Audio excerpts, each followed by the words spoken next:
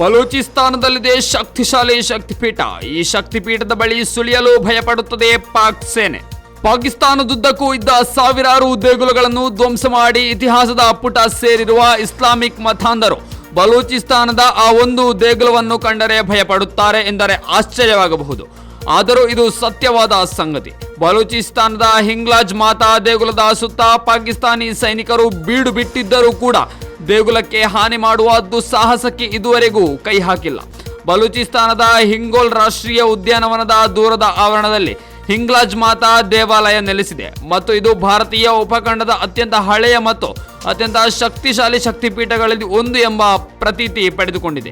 ಈ ದೇವಾಲಯವನ್ನು ಹಿಂದೂಗಳು, ವಿಶೇಷವಾಗಿ ಸಿಂಧ್ ಮತ್ತು ಬಲೂಚಿಸ್ತಾನದ ಜನರು ಪೂಜಿಸುತ್ತಾ ಬಂದಿದ್ದಾರೆ. ಇಲ್ಲಿಯವರೆಗೆ ಪಾಕಿಸ್ತಾನಿ ಸೇನೆಯ ಉಪಸ್ಥಿತಿ ಇದ್ದರೂ ದೇಗುಲದಲ್ಲಿ ನಿರಾಂತಕದಿಂದ ದೈನಂದಿನ ಪೂಜಾ ಕೈಂಕರ್ಯಗಳು ಸಾಗಿವೆ. ಹಿಂಗ್ಲಾಜ್ ಮಾತಾ ಪ್ರದೇಶವನ್ನು ಪಾಕ್ ಸೈನಿಕರು ಝೋನ್ 51 ಎಂದು ಕರೆಯುತ್ತಾರೆ. ಈ ಹೆಸರಿನ ಹಿಂದೆ ಮಿಲಿಟರಿ ಉದ್ದೇಶ ಇಲ್ಲ, ಆದರೆ ವಿಲಕ್ಷಣ ಮತ್ತು ವಿವರಿಸಲಾಗದ ಘಟನೆಗಳಿಂದಾಗಿ ಈ ಹೆಸರನ್ನು ಇಡಲಾಗಿದೆ. ದೇಗುಲದ ಸುತ್ತಮುತ್ತ GPS ಸಿಗ್ನಲ್ಗಳು ಕಣ್ಮರೆಯಾಗುತ್ತದೆ, ರೇಡಿಯೋಗಳು ಕಾರ್ಯನಿರ್ವಹಿಸುವುದಿಲ್ಲ ಮತ್ತು ವಾಹನಗಳು ಯಾವುದೇ ಸ್ಪಷ್ಟ ಕಾರಣವಿಲ್ಲದೆ ಸ್ಥಗಿತಗೊಳ್ಳುತ್ತದೆ.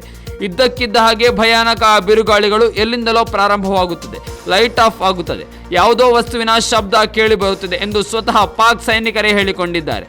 ಸೈನಿಕನೊಬ್ಬ ಈ ಪ್ರದೇಶದಲ್ಲಿ ಕುಸಿದು ಬಿದ್ದು ಏಕಾಏಕಿ ಸಂಸ್ಕೃತದಲ್ಲಿ ಮಾತನಾಡಲಾರಂಭಿಸಿದ ಘಟನೆಯೂ ಕೂಡ ನಡೆದಿದೆ ಎಂದು ಹೇಳಲಾಗ್ತಾ ಇದೆ. ಇಂತಹ ಘಟನೆಗಳು ಪದೇ ಪದೇ ನಡೆಯುತ್ತಲೇ ಬಂದ ಕಾರಣದಿಂದ ಪಾಕ್ ಸೈನಿಕರು ದೇಗುಲದ ಸುತ್ತಮುತ್ತ ಸುಳಿಯಲು ಭಯಪಡುತ್ತಾರೆ. ಇದೇ ಕಾರಣದಿಂದ ದೇಗುಲ ಇಂದಿಗೂ ಸುರಕ್ಷಿತವಾಗಿ ನೆಲೆ ನಿಂತಿದೆ ಎಂದು ಹೇಳಲಾಗ್ತಾ ಇದೆ.